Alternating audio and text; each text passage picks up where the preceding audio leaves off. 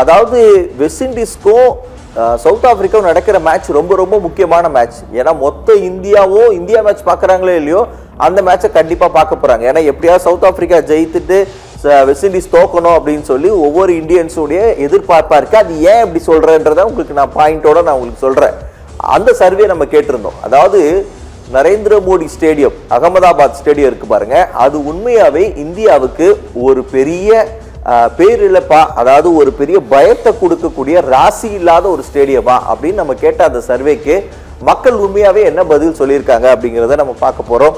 So Narendra Modi stadium, Ahmedabad stadium, ஏன்னா 2023 உங்களுக்கு தெரியும் வேர்ல்டு கப். அந்த வேர்ல்டு கப்பில் இந்தியா நம்ம ஃபைனலில் விட்டோம். அந்த கிரவுண்டில் தான் திரும்பவும் தோத்தது, அந்த கிரவுண்டில் தான். ஐசிசியில் நம்ம தொடர்ச்சியாக வெற்றி பெற்றுட்டே வந்தோம். அந்த வெற்றியை ஸ்டாப் பண்ணது அந்த கிரவுண்ட். திரும்பவும் அந்த வெற்றியை நம்ம கண்டினியூ பண்ணி திரும்ப அதே கிரவுண்டில் நம்ம விழுந்துக்கிட்டே இருக்கோம்.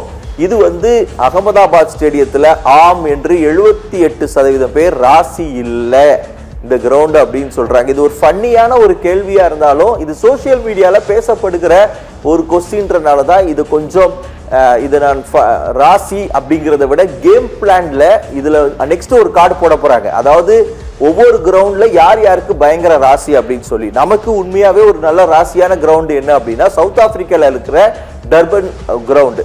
அந்த டர்பன் ஸ்டேடியத்துல 4க்கு 4 நம்ம ஜெயிச்சிருக்கோம். அகமதாபாத்ல சவுத் ஆப்பிரிக்கா 4க்கு 4 அவங்க ஜெயிச்சிருக்காங்க. எப்படி இருக்கு பாருங்க லிவி.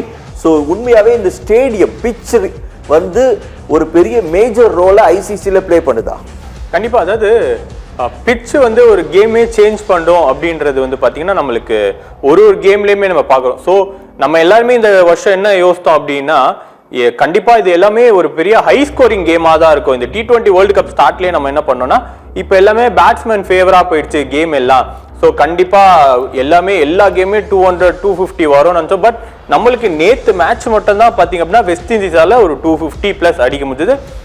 அதை தாண்டி வேற எந்த டீமாலையுமே பாத்தீங்கன்னா பெரிய லெவல்ல இந்த T20. ஸோ அப்போ இன்னுமே பாத்தீங்கன்னா பிட்ச் பிளே பண்ணுன்னு தான் நம்ம சொல்லணும். ஏன்னா இந்த ரெக்கார்ட்லயே நம்மளுக்கு தெரியுது. முக்கியமா பாத்தீங்கன்னா சவுத் ஆப்பிரிக்கா நம்மளை விட அகமதாபாத் பிட்சை நல்லாவே கணிச்சு வச்சிருக்காங்க அப்படின்னு தான் சொல்லணும். ஏன்னா நேத்து நமக்கு அன்னைக்கு அந்த சண்டே கேம்லயே தெளிவா தெரிஞ்சிச்சு. ஏன்னா டாஸ் வின் பண்ணி இது வரைக்கும் இந்த T20 வேர்ல்ட் கப்ல அவங்க பாத்தீங்கன்னா டாஸ் வின் பண்ணி பேட்டிங்கே எடுக்காதவங்க டாஸ் வின் பண்ணி பேட்டிங் எடுத்ததுன்றதே ஒரு பயங்கரமான ஃபர்ஸ்ட் மூவா நம்ம பார்க்கலாம்.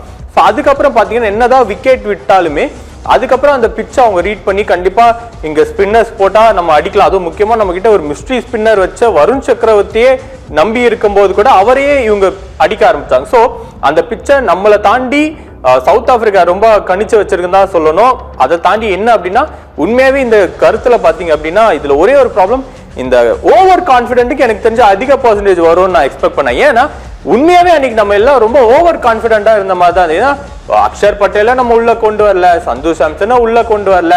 ஸோ என்னடா இது ஒரு பிளேயிங் லெவனே கரெக்டா இல்லை, பட் இதே வச்சு நம்ம வின் பண்ணிடலான்ற ஒரு ஓவர் கான்பிடென்ட்ல தான் நம்ம வந்த மாதிரி இருந்தது தவிர. ஏன்னா எப்படின்னா வாஷிங்டன் சுந்தரை நம்பி ஒரு ஸ்பின் இல்லாத ட்ராக்ல எப்படி வாஷிங்டன் சுந்தரை வச்சு விக்கெட் எடுக்க முடியும்னு யோசித்தாங்க அப்படின்னு தான் நம்ம நிறைய பேச வேண்டியது இருக்கு இதுல.